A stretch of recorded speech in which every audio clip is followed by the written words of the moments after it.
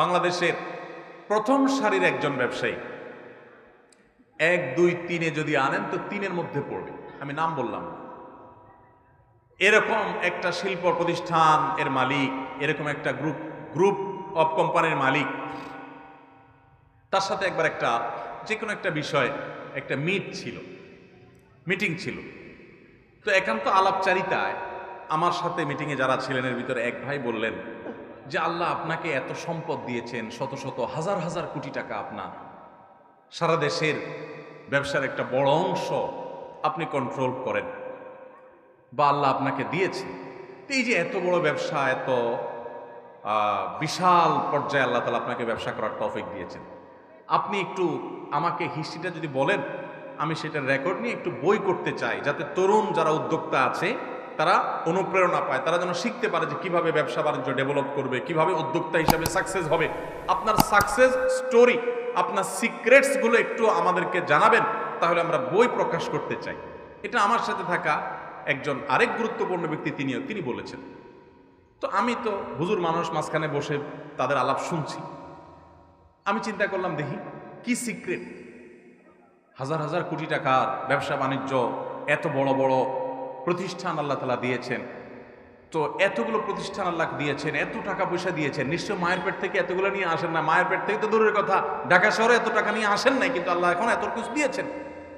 কি সিক্রেট এত অল্প সময়ের ব্যবধানে, মানে আরেক জেনারেশন পর্যন্ত যাওয়া লাগে নাই, নিজে আইসাই 20, 30, 40 বছরের মধ্যে ব্যবসা বাণিজ্য করে এত দূর এগিয়ে গেছেন, কি সিক্রেট? তো ওই ব্যবসায়ী ভদ্রলোক তিনি জবাবে মুচকি হেসে দিয়ে বললেন, দেখেন সত্যি কথা বলতে কি, এই যা দেখছেন আমার চেষ্টা সাধনা ছিল, চেষ্টা তো কত মানুষই করে, মূলত আসল সিক্রেট হলো, আসল রহস্য হলো যে এই সব কিছু আল্লাহ তাআলা আমাকে অনুগ্রহ করে দিয়েছেন। আমি থ্যান্ডার্ড হয়ে গেলাম, শুনে অবাক হয়ে গেলাম। সুবহানাল্লাহ, এত বড় ব্যবসা প্রতিষ্ঠানের মালিক হওয়ার পরও আল্লাহর প্রতি এভাবে কৃতজ্ঞতা আদায় করতে জানে, এটা তো একটা ব্যাপার। হ্যাঁ, বিশাল বড় হসপিটালের মালিক, বিশাল বড় প্রতিষ্ঠানের মালিক, নিশ্চয়ই আল্লাহ তাআলা তাকে সেই শুকরিয়া আদায় করার মানসিকতাটা দিয়েছেন। অন্তত আমার সামনে তো তাই হয়েছে। তো এই যে ঘটনা, এই ঘটনা থেকে আমি পরে বিভিন্ন সময় একান্ত আলাপচারিতা আমি বলি, নাম উল্লেখ করা ছাড়া বলি, যে আল্লাহ সুবহানাহু ওয়া তাআলা মানুষকে যা দেন, মানুষের সেখানে নিজের ক্রেডিটের জাহির করা, এটা হলো মূর্খতা, অজ্ঞানতা। মানুষ চেষ্টা করতেই পারে, কিন্তু দেওয়ার মালিক কে? আল্লাহ সুবহানাহু ওয়া তাআলা। আমার চাইতে বহু ভালো ছাত্র ছিল মাদ্রাসায়, কিন্তু দেখা যায় যে তার এত কাজ করার সুযোগ, তৌফিক হয় নাই। আমার যে তৌফিক হয়েছে, আমি ছাত্র জীবনে অনেক ভালো রেজাল্ট করেছি, অনেক ফলাফল করেছি, বোর্ড স্ট্যান্ড করেছি, হান করেছি, তান করেছি, বিদেশ গিয়েছি, শিখেছি, ট্রেনিং নিয়েছি। এসব গাল গল্প দিলে আমি বহুত লম্বা লম্বা গল্প দিতে পারি। সত্যিকারের গল্প হলো যে আমার রব আমার প্রতি অনুগ্রহ ভিক্ষা করেছে। ঠিক আমি ঠিক? অতএব আল্লাহ যখন নেয়ামত দেন, তখন অনেকে শুকর আদায় করতে পারে না। আল্লাহর নেয়ামত পায়া নাশকরি করে, আল্লাহর নেয়ামত পায়া আল্লাহর নেয়ামতের শুকর আদায় না করে নিজের ক্রেডিট জাহির করে, আছে না নাই? এটা ইমানদারের চরিত্র হতে, ইমানদারের গুরুত্বপূর্ণ একটা চরিত্র হলো সে আল্লাহর শুকরিয়া আদায় করবে, সে কৃতজ্ঞ থাকবে, সে বিনয়ী হবে, তার মাথা অবনত হবে, তার মাথা নিচের দিকে যাবে, তার মাথা উপর দিকে বুক ফুলে আসে অহংকার করবে না, সে বিনয়ী হবে। এবং আল্লাহ যা দিয়েছেন, তাহাজ্জুদ পড়ার যদি কখনো তৌফিক হয়, তো অন্য আরেকজন শুয়ে আছে সেদিক তাকাবে না, তাকাবে এদিকে যে আল্লাহ আমাকে দয়া করেছেন, অনুগ্রহ করেছেন, আমাকে তৌফিক দিয়েছেন, আমি মাহফিলে আসতে পেরেছি, অনেকে আসতে পারেন নাই, আল্লাহ আমাকে দয়া করেছেন, এটা আমার ক্রেডিট না, এটা আল্লাহর দয়া, আল্লাহর অনুগ্রহ। আল্লাহর অনুগ্রহের শুকরিয়া আদায় করলে, নেয়ামতের শুকরিয়া আদায় করলে বান্দার মধ্যে অহংকার থাকে না। অহংকারী মানুষকে পৃথিবীতে কেউ দেখতে পারে না, প্রত্যেকটা মানুষ অহংকারীকে ঘৃণা করে। অতএব আল্লাহর প্রতি আমরা শুকর আদায় করবো তো ইনশাআল্লাহ। সুসময়ে শুকর আদায় আমরা অনেকে করি না, আবার অনেকে আসি সুসময়ে তো শুকর আদায় করি না, দুঃসময়েও শুকর আদায় করি না, দুঃসময়ে বরং আরো অভিযোগ করি, চিন্তা করি যে আমি শুকর আদায় করব কি নিয়ে। অনেকের ধরেন কারোর অসুখ আছে, হয়তো কোনো বিপদ আপদ আছে, হয়তো কোনো পেরেশানি আছে। এই পেরেশানির সময়, বিপদ আপদের সময় ওনাকে যদি জিজ্ঞাসা করেন, ভাই কেমন আছেন, তো কি বলে? হ্যাঁ, মনে করেন খুব বিপদ আপদে আছে, খুব ঝামেলা যাচ্ছে, মুসিবত আছে, পেরেশানি আছে, অসুখ বিসুখ আছে, যদি জিজ্ঞাসা করেন ভাই কেমন আছেন, কি বলবে? কোন মতে আছে। আর কি বলবে? আর কয়া লাভ নাই। আর কি বলবে? আর কেমন থাকবো, কেমন আছি দেখতেই তো আছেন। এরকম নানান কথা না বলি আমরা?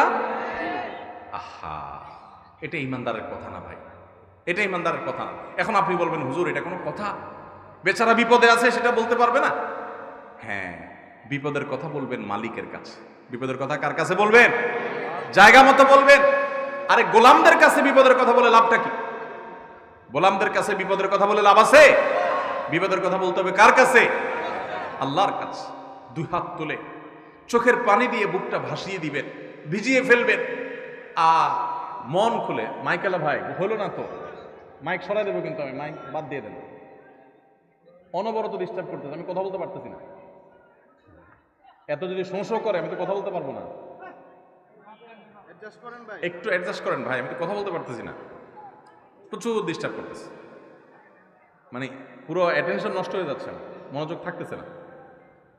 এরপর আপনি সাউন্ড কমে দিলে তো আরেক মুসিবত। জি, তো ভাই যেটা বলছিলাম যে ইমানদার তার বিপদ আপদের কথা, তার কষ্টের কথা অবশ্যই বলবে। বলবে না মানে, না বললে মানুষ হালকা হবে কোত্থেকে? কিন্তু ভাই বিপদের কথা আল্লাহকে শোনাবেন। বিশ্বাস করেন, মানুষের কাছে বিপদের কথা বললে বিপদ কমবে না, বরং বিপদ আরো কিরকম বাড়বে। আমি বলি, কারোর কাছে নিজের কষ্টের কথা বললে মানুষের মন শান্তি পায় না, মন আরো অস্থির হয়। আমি অর্থের কষ্টে আছি, আমি একজনকে বললাম ভাই অর্থের কষ্টে আছি, তার কাছে আমি ছোট হলাম না বড় হলাম? কারোর কাছে ছোট হইতে কারোর ভালো লাগে? কিন্তু আপনি যদি জায়গা মতো বলেন, মালিকের কাছে চোখের পানি ফেলে বলেন, আল্লাহ আমি অনেক কষ্টে আছি মালিক, আপনি জানেন সবকিছু, আল্লাহ আপনি আমার প্রতি রহম করেন, আল্লাহ আপনি আমাকে ভিক্ষা দান করেন, আল্লাহ আপনি আমাকে অনুগ্রহ করেন। আপনি যদি আল্লাহর কাছে চোখের পানি ফেলে নিজের কষ্টের কথা বলেন, ভোর রাতে উঠে তাহাজ্জুদের সময়, আল্লাহর কসম করে বলছি, তালতলার ভাইরা, কসবার ভাইরা, আল্লাহর শপথ করে বলছি, আল্লাহর কাছে যদি বলতে পারেন, দেখবেন সাথে সাথে বলে শেষ করবেন, চোখের পানি ফেলে একটু সেজদায় গিয়ে একটু দোয়া ভালো করে একটু কাঁদতে কাঁদতে বলেন, যেমনে পারেন নিজের ভাষা একটু আল্লাহর কাছে খুলে বলেন। বলার পর দেখবেন নিজের মনটা অনেক হালকা হয়ে গেছে। যাদের জীবনে এই অভিজ্ঞতা নাই, সালহাতু সঙ্গে বুদি দিল খারাস আজমুদে এক জামানা খাকে বাস। বহুকাল পাথর হয়েছিলে, কিছু সময় একটু মাটি হয়ে দেখো ভাই, একটু মাটি হয়ে দেখো, একটু মাটি হয়ে দেখো, আল্লাহর কাছে একটু বিনম্র হয়ে দেখো, আল্লাহর কাছে একটু ছোট হয়ে দেখো, একটু চোখের পানি ফেলো ভাই।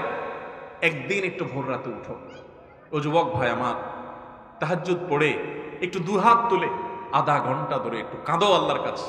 আল্লাহ আমার চাকরি হচ্ছে না, দাঁড়ে দাঁড়ে ঘুরছি, আল্লাহ হচ্ছে না, তোমার কাছে অসম্ভব বলতে কিচ্ছু নেই।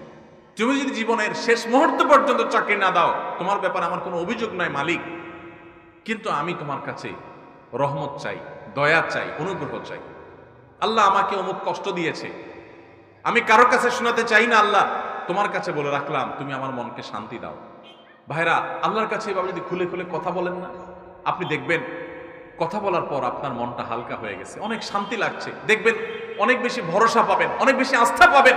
আল্লাহ শপথ করে বলছি, পরীক্ষা হলেও, পরীক্ষা করে হলেও আল্লাহর কাছে নিজের অভিযোগগুলো বলার অভ্যাস গড়ে তোলেন, চেষ্টা করেন। তাহাজ্জুদে পড়ে, তাহাজ্জুদে উঠতে পারেন না, দিনের বেলায় রাতের বেলায় 2 রাকাত নফল নামাজ পড়ে কোন একটা কোনায় দাঁড়িয়ে বসে দুহাত তুলে আল্লাহর কাছে একটু চোখের পানি ফেলেন, একটু চাইতে থাকেন। মুখে কিচ্ছু বলতে পারেন না, দরকার নাই, শুধু চোখের পানি ফেলেন আর মনের ভাষায় কথা বলেন।